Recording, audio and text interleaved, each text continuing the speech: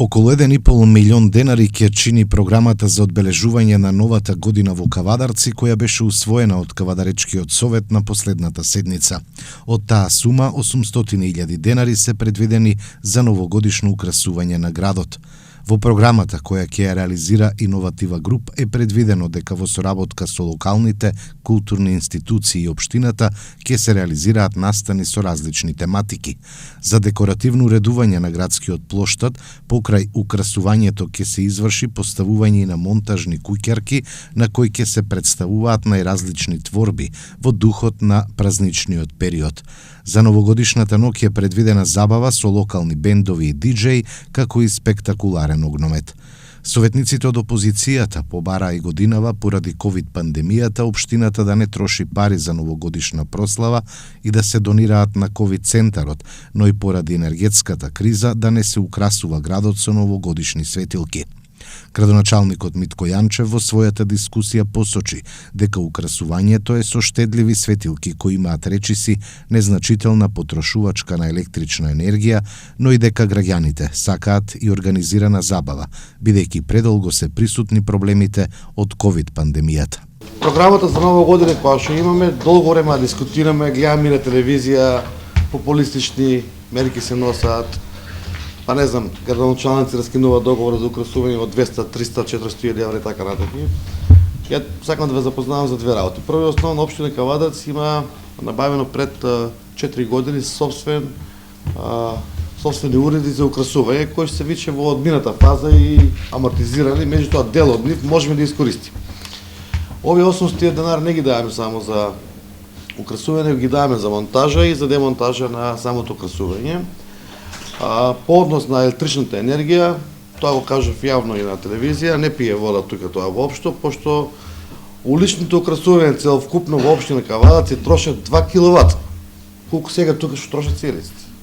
Нема тука заштита никаква. Не можеме да заштедиме струја, од тоа работи на 6 волти и е миниатурно потрошувачка на енергија. Нема заштита на енергија. Меѓутоа, ако зборуваме и ги ставаме луѓето у заблуда, јас сум да ги поддржиме сите кои се третираат од ковид, да ги поддржиме сите соодветно. Меѓутоа нас не ни стига цела општина да ја продадиме, за да ги поддржиме луѓето кои се заболеле од ковид и кои што оздравиле. Мало треба да речеме секој семејство по еден имал заболен. Па не дај Боже некои луѓе заврши и фатално, а некои луѓе завршаа со фактури од 30, 50, 60 евра од приватни болници. Како би ги третирал тие луѓе? На кој луѓе би им помогнал и каков критериум или правилник би направила за таа работа. Да не се меши во работа која што мислам дека е на државата. Ние доволно како општина помогнавме и не оставивме ни еден пациент на улица, благодарение на нашата лекарска фила што имаме во општина Кавадарци, благодарение на менеджментот и на општината, и на директорот во болницата, и на кризниот штаб. Значи, ни во еден момент, ни еден пациент не оставивме да биде без легло, според потребите кои што ги има. Единствена општина која што направи централен кислород, да секој пациент биде удоволен и не заборавајте дека ова болница не е само за нашите пациенти, него регионална за 4 општини кои што сместуваат во Кавадарци. Меѓутоа, изборот кога го вршат нашите граѓани и кога го прават да одат во приватни болници, тогаш ние ништо ги спееме буквално немочни да ги спречиме и не смееме да се мешаме во индивидуалното право. Верувам дека и мало пациенти кои што не можеле да се сместат во Скопје по клиниките затоа што немало место.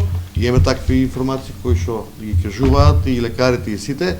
Меѓутоа тоа е, пак ќе кажам, менаџирање на Министерството за здравство и доколку веќе станува збор за обештетување на болни пациенти од ковид, нека се разлага во парламентот, нека се донесат одлука, нека ги донесат сите средства да му ги вратат на луѓето од приватните болници, нека му платат дневници за изгубени работи, пошто не е само тоа во прашање, него тоа е една спирала која ќе отвориме и нема крај.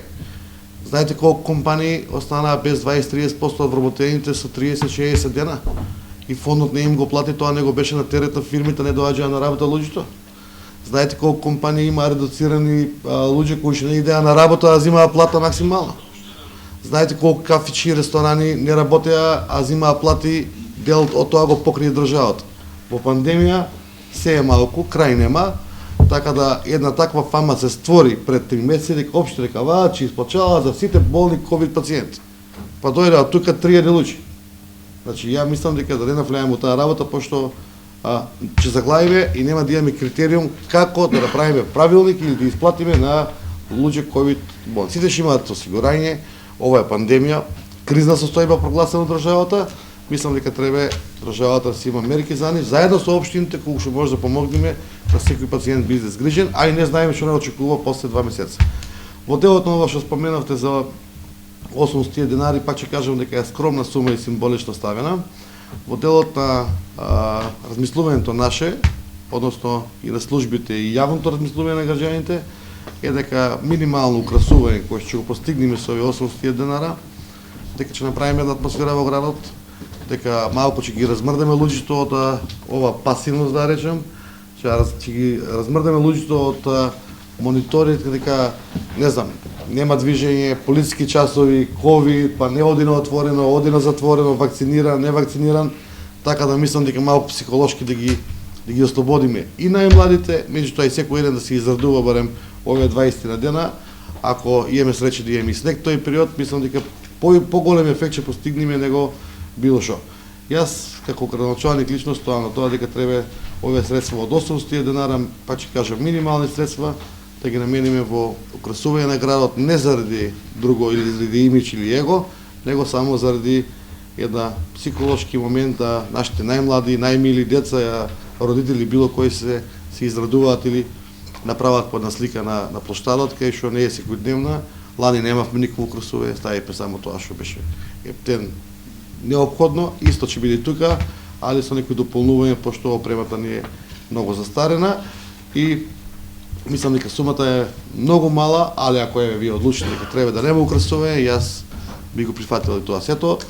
Сепак сум да малку да правиме раздвижување, да овие наши 35.000 жители сменат од секојдневието и почувствуваат нешто малку поубаво и дај да му дајме на луѓето енергија или да му дајме малку мотивација да мрднеме од мртва точка. 2,5 години пандемија воопшто не е лесно.